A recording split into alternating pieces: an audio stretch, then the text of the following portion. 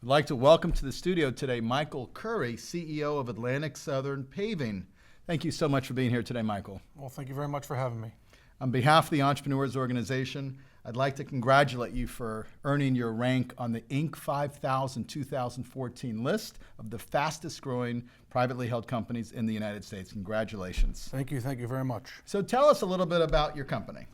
Atlantic Southern Paving was established in 1992. It is a family-owned business. The founder was my father, Mickey Curry, and I came into the business in 92, working my way up. We are a pavement maintenance and construction company. We are based out of Fort Lauderdale, Florida, but we also do work nationally for some big box retailers. Excellent. And it seems like your company is going through a very strong growth mode. What do you attribute that to? I attribute it to taking the risk and bringing on some good people. I attribute it to some other organizations, which is the EO organization, and helping me out and kind of giving me a vision and seeing a long term of where I probably want to go with the company. So I made some good hires, and with that was able to reach out to some clients, and that's really what is taking us to the next level. So you mentioned vision. What is the long-term vision of your company? The vision of our company is to be the #1 pavement maintenance service provider, not only in the state of Florida, but throughout the country. Like I said, we do work with some big box retailers throughout the country, so they're the ones that are helping us take it to the next level. Michael, what would you say is unique about your company? What I would say is what's unique about us in our space is pretty much the technology, the systems, the processes that we have input over the last 4 to 5 years. And I think that's what's helped take us to the next level, so to speak, and try to get us to where we want to go. And has your business model changed much since it was launched? Yes. Back in 1992, as I mentioned, it was a family-owned business. We started as pretty much a mom and pop. My dad started it with the help of my mom, and we just started as a small company, and they grew it to a couple $1 million company. And then once I got out of school, we kind of ramped up and decided let's take this thing to the next level. So we did that from 97 to about 2004 is when I became the president of the company. And in 2004 is when I put the vision in and to where we wanted to take it. Hired some folks in 2008 and took our national model, which is different from where we started, just the local, and the national model has helped us get us to where we are today. Great. How were you able to fund your growth? Fortunately, we've been very conservative over the years. Through the downtimes in 2008, 2009, we were extremely conservative, saved up the money, and were able to take advantage of some of the good buys that were out there from a material and equipment standpoint, and also other assets and buildings that we purchased. So that's kind of what helped us, as far as financially get to where we are. Excellent. Have you ever used a creative or perhaps slightly unusual sales tactic? If so, can you describe it? I don't know if it's unusual, something that's new to us. We do more of a team-based selling, something we've started over the last couple of years, and we'll go to folks and bring our sales manager, our production manager, the account manager, and even myself, depending on the client and who it is, and kind of shows, how much that client or business or project means to us. So that's kind of something a little bit different as far as a team-based selling perspective. Interesting. Have you ever turned down a client? Sure, absolutely. Why? We've turned many of them down for the simple fact of once you start to meet them, get to know them, and figure out maybe they're looking for things that you can't perform in from either a timely manner or whatever the case might be, sometimes it's just not worth taking on certain projects and the headaches that might come along with it. And knowing that up front and then trying to do the project and then try to get paid on the back end is extremely tough, and sometimes it's just not worth it. And that makes a lot of sense. Conversely, have you ever fired a client? Yes, we have. We've done it, I think it was once or twice. We just told them that, we're not the contractor for you at this particular time, whether that's the way that they were themselves or that was coming from a higher up. We just told them that our model just doesn't fit maybe what they need at this particular time. Since you became president in 2004, what was the toughest decision you had to make as the company's leader? I would say it was the national model that we decided to roll out in 2009, 2010-ish, right in there. I think that was the biggest risk, and so far it seemed to pay off. But it was a roll of the dice, and with hard work and determination and good help, it's helped us get to where we are today. Is that what you're most proud of in your business, or is there something else that you just gives you warm feelings when you think about it? Yeah, I would say definitely that, because it's been a sense of accomplishment so far. We still work hard each and every day at it, because at any given time, we know it could go away for whatever reason. But also, as I mentioned before, it's a family business, so I'm able to see and go to work with my dad each and every day, my brother each and every day, and we work together in certain aspects of the company.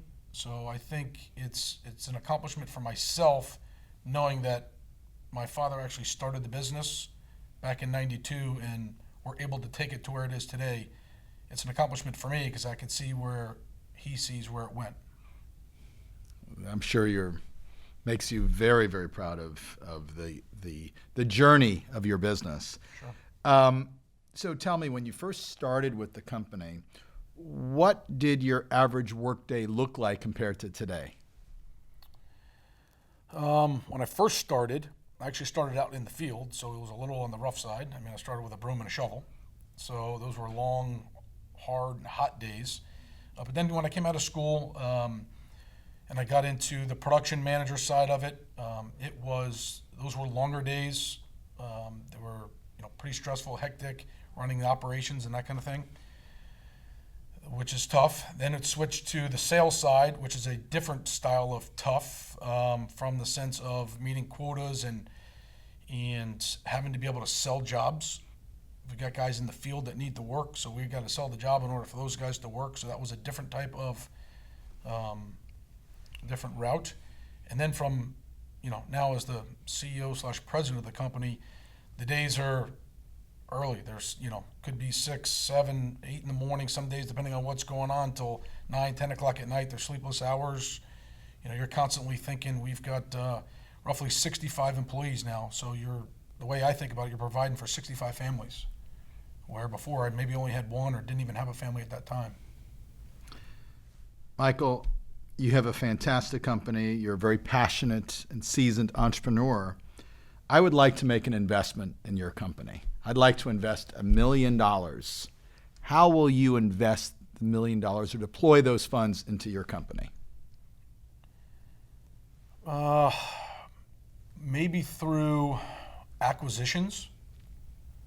I would think through acquisitions in different parts or regions of the country and where we're working now. I think that would be very, very beneficial for us. And also for maybe in the manufacturing side of it, our supplies are 40 to 50% of what our costs are. So if we can get into some kind of the manufacturing and be able to cut our costs, I think we would be even more, beneficial of a company. Great. So if I give you some magical powers for just a couple minutes, and you had the ability of going back in time from when you first took control of the company, you had the ability of changing a decision you made, could be in reference to a hire, strategic direction, or anything else, what would you want to change? I think it'd probably be the technology. We've input that over the last couple of years, but I would have loved to have taken that maybe 10 years prior. I think we would maybe be where we are today, 8 to 10 years prior to where we are now, if it was the technology side of it. And some of the folks that we have now are helping with that. And I think the technology is really what would help us. Great. So, being that you have some magical powers, let's take advantage for another minute or so. Look into the crystal ball and tell me how the business climate will change in the next 5 years and how it will impact your business.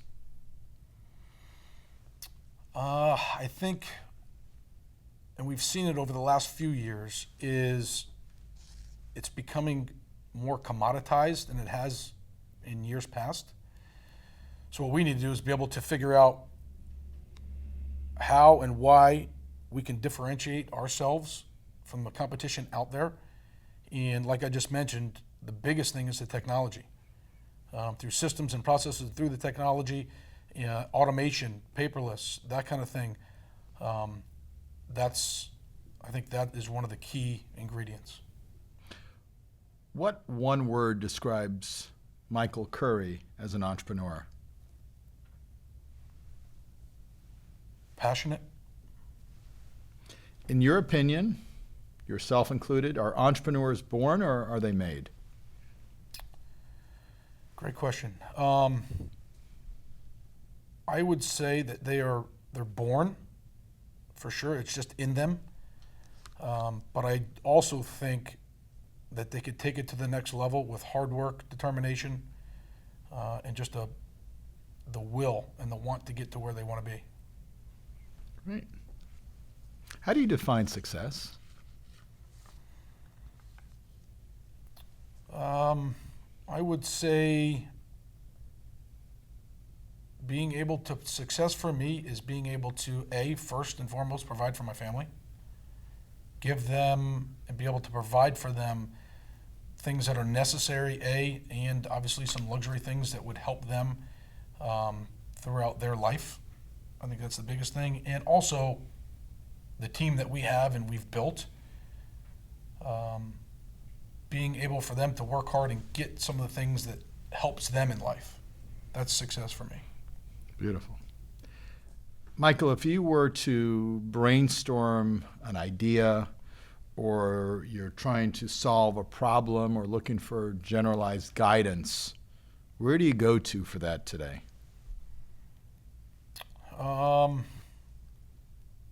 Try to get by myself somewhere, whether it's, I'm an outdoors type person, so if it's on a boat, golf course, whether it be on a lake, out in the woods, whatever it might be, that is what I enjoy and takes me to a place where I can think and kind of dig deep, is the outdoors. Who inspires you? My parents. Great leaders are always learning. What's the best source for you for new knowledge? I would say EO, Entrepreneurs Organization, has helped me back in 2007/8 when I came in. As a thirst for knowledge, and the group that I'm in, the forum I'm in, and the people and the folks that I met has given me the opportunity, and I believe I was able to take a lot of those opportunities and capitalize on them through the MIT program. I try to get to as many as the workshops and other things, the learning events. Try to get to those and capitalize on them as much as possible.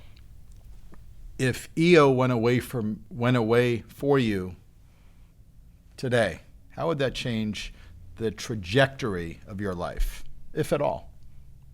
I think it would definitely change, but I also think that there's so many great folks that I've met within EO in general that would be able to either turn to them, talk to them, and be able to converse in whether it be in time of need or whatever it might be.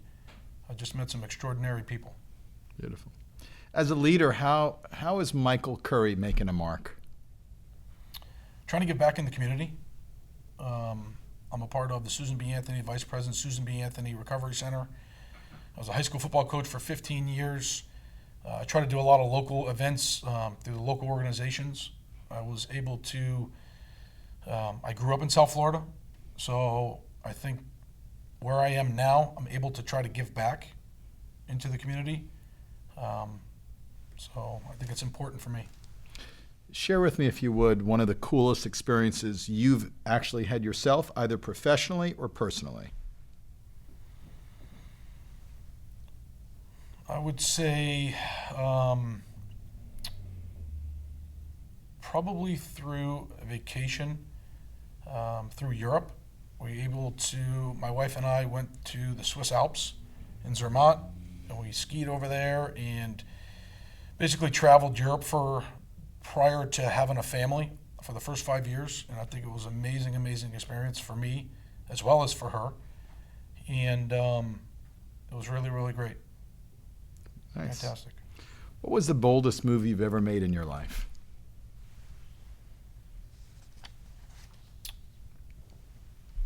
Probably going forward, and when my father asked me back in 1997 when I came back from school, is this something that you want to do full time? And he had given me, my parents had given me the opportunity, if you want to do something else, take a run at it. You always have this, we're here for you to fall back on. I think the boldest move was to say, you know what, this is what I want to do.